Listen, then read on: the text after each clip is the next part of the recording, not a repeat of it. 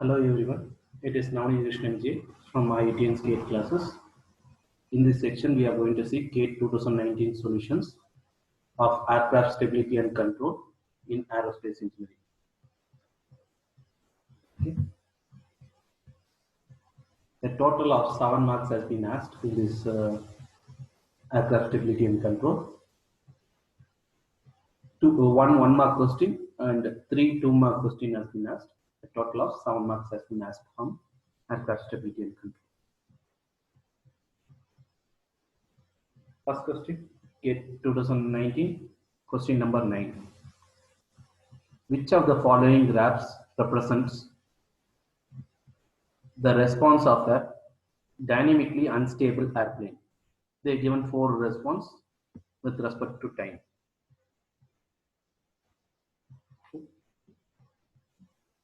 Now what happens is, we will see what happens due to all the 4 figures. First one, if you see the figure A, what happens? Initially, there was an initial disturbance. Further, the disturbance aggravated with respect to time. So it is not coming back to equilibrium point at all. So it represents unstable condition, dynamically unstable condition. Now what happens here is, initially a disturbance is given. Further, it got critically damped with respect to time. So this is critically damped with respect to time.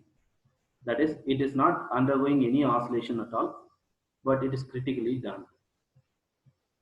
Here, what happens is, here, if you take the figure C, after the initial disturbance, then after time, with respect to time, it remains neutral. After the initial disturbance, with respect to time, it remains neutral. So it is dynamically neutral system.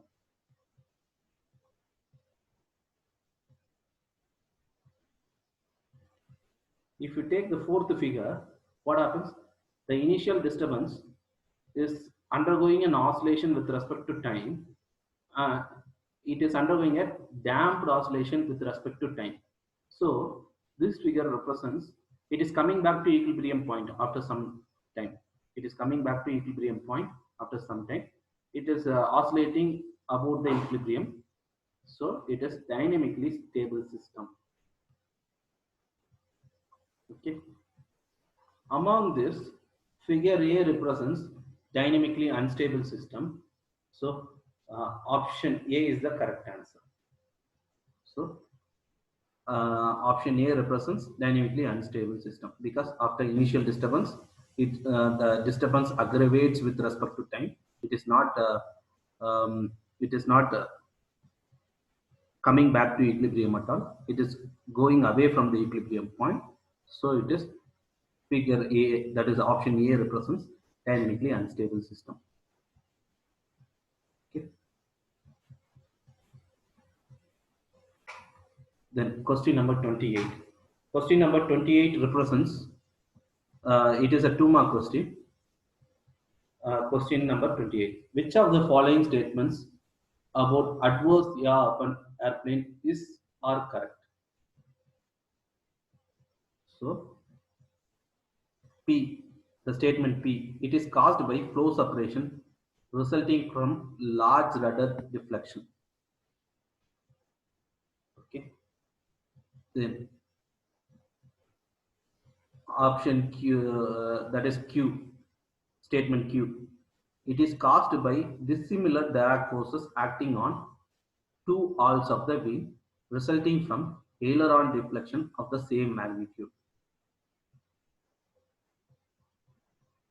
Option that is statement R, it can be eliminated by ensuring the upward deflection of aileron of one aileron is greater than the downward deflection of opposite aileron. Okay, so so they are given 4 options. Which of these options are correct? Option A, P only, the statement P only is correct.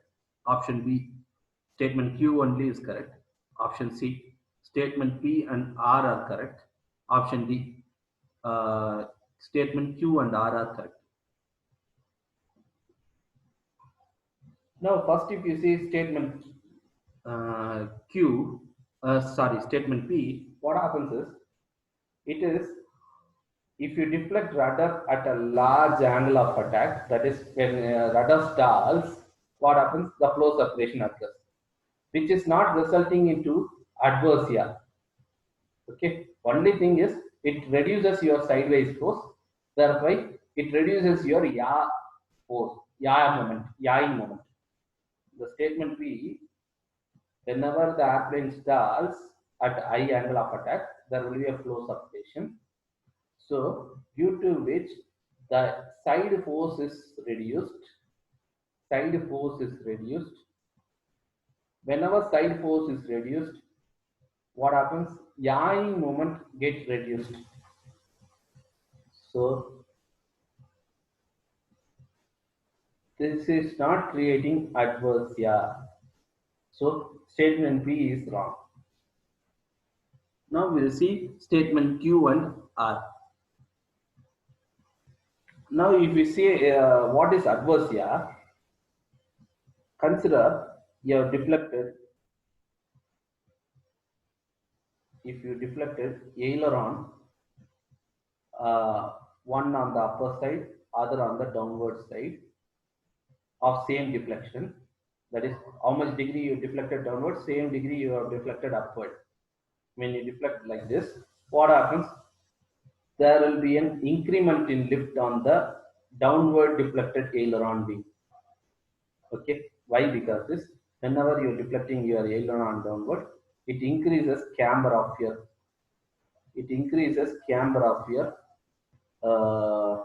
the downward deflected aileron wing. Thereby, in this case, it is starboard wing. Right wing is deflected downward. Aileron is deflected downward. Thereby, camber of this wing got increased. Camber of this wing got reduced. Thereby, what happens? Lift on this wing increases. That is starboard wing increases. Lift on the port wing decreases because of upward deflection of aileron. CG is somewhere here on the center of the fuselage. So what happens is this differential lift creates a rolling. This is what we expect. This is why we use aileron. But not only lift on the airplane increases, the drag on the airplane also increases. See the top view. This is the top view. Okay. Initially we saw front view. This is front view. This is top view. Top view. Now if you see, the drag on this wing got increased. That is starboard wing. Drag on starboard wing got increased because lift increased. Thereby induced drag increased. Thereby drag on that wing got increased. Here lift is less. Thereby drag on this wing is less due to less induced drag. So this differential drag creates an yawing moment opposite to the direction of roll. This condition is called as adverse yaw. Okay. Now if you see the statement Q, it is caused by dissimilar drag forces acting on two halves of the wing, resulting from aileron deflection of same magnitude. So in option Q represents adverse yaw. Okay. Now when you see option R, that is statement R, it can be eliminated by ensuring upward deflection of one aileron greater than the downward deflection of opposite aileron. Okay. Now what happens whenever you are deflecting up aileron more deflection or on the upper surface? When you are deflecting your aileron more on the upward deflection, what happens is a part of the aileron, whenever you are deflecting more on the upper surface, upward deflection, a part on the aileron deflects downward. This thereby when it is striking, when air is strike on this aileron, this increases drag of this aileron. When drag of this aileron is increased, but due to downward deflection is less, the drag on the aileron is less. Thereby, this will not create. Now, when you deflect less, according to Q's like R statement, what is that is when drag of this aileron is less, that is since we are downward deflection of aileron is uh, we have deflected less downward deflection of aileron, thereby drag on this wing is somewhat less. If we deflect more on this aileron, that is more upward deflection of port wing aileron, what happens is drag due to flow separation increases there, thereby uh, due to negative angle of attack or due to the part of the surface projecting downward, both these conditions, drag of this port wing got increased. Thereby, the differential drag got reduced. Thereby, adverse yaw condition can be eliminated.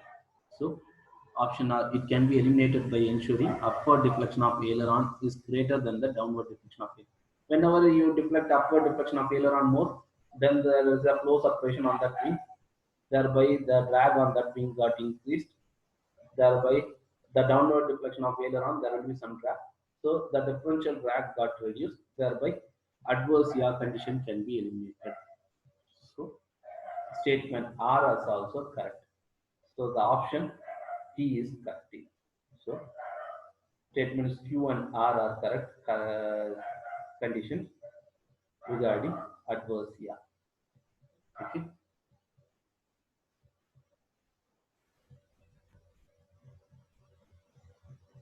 Next question. It is GATE 2019 question number 40. The airplane shown in the figure starts executing a symmetrical pull-up maneuver from a steady level altitude with a constant nose-up pitch acceleration of 20 degree per second square. That is pitch up acceleration, nose-up acceleration they are given 20 degree per second square. The vertical load factor measured at that instant at center of gravity at this point is 2. Given that the acceleration due to gravity is 9.81 meter per second square, the vertical load factor measured at point P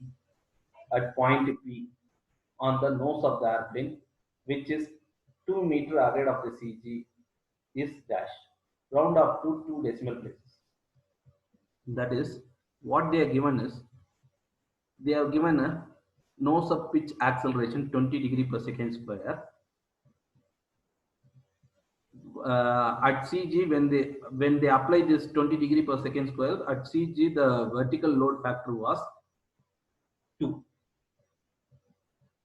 But they want to measure the vertical load factor at point P, which is 2 meter ahead of the CG.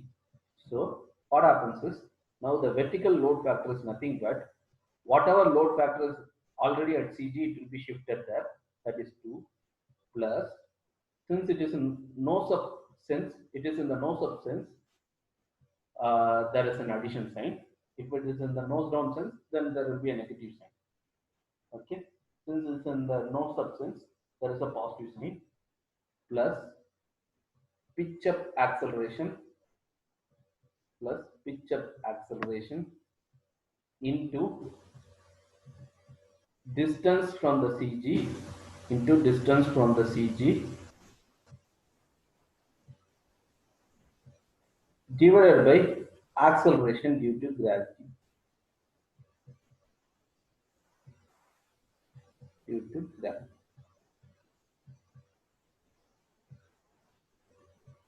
So what happens? What is the pitch up acceleration here? The pitch up acceleration is 20 degree per second square. But we have to convert into radian per second square. So if I have to convert into radian per second square, then multiply it by pi by 180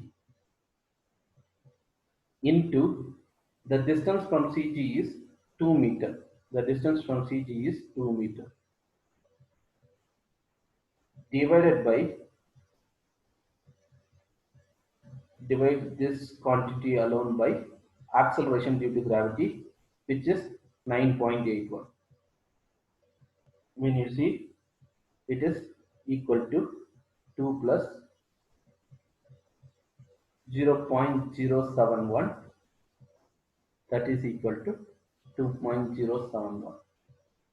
So they asked us to round off to two decimal places, so it is 2.07. So answer for this is 2.07. If there was a nose down acceleration picture, there was a nose down acceleration, then there will be a minus sign. Okay. Since there is a nose up acceleration, there is a positive sign. This is how you measure the vertical load factor at some other distance than CG. Okay.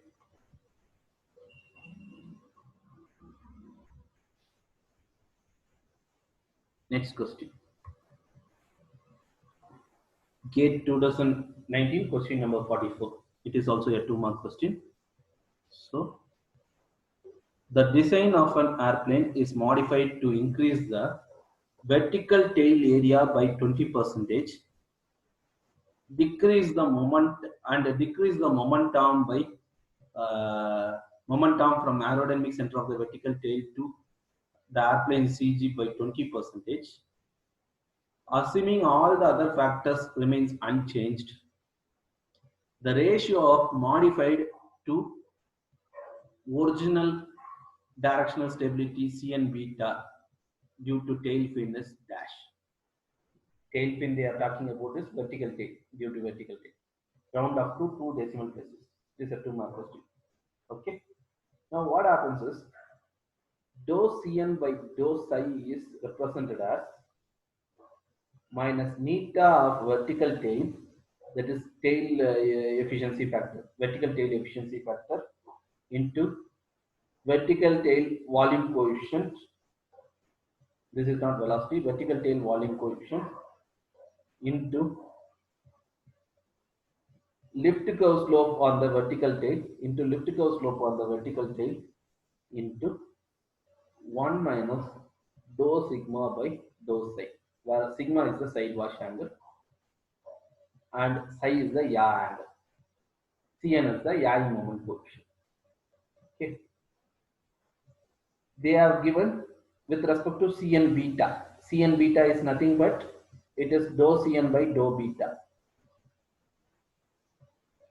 That is, dou Cn by dou beta can be represented as minus of dou Cn by dou psi, where beta is the side slip angle. So if I substitute that here, so dou Cn by dou beta becomes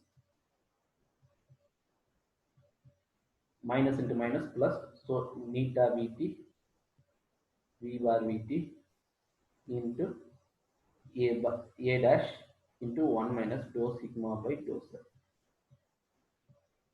Okay. Now they kept all the other parameter constant. Only parameter varying is V bar Vt.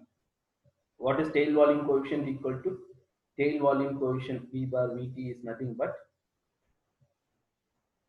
vertical tail area into the distance between aerodynamic center of the vertical tail in and CG of the airplane, that is called as tail momentum, divided by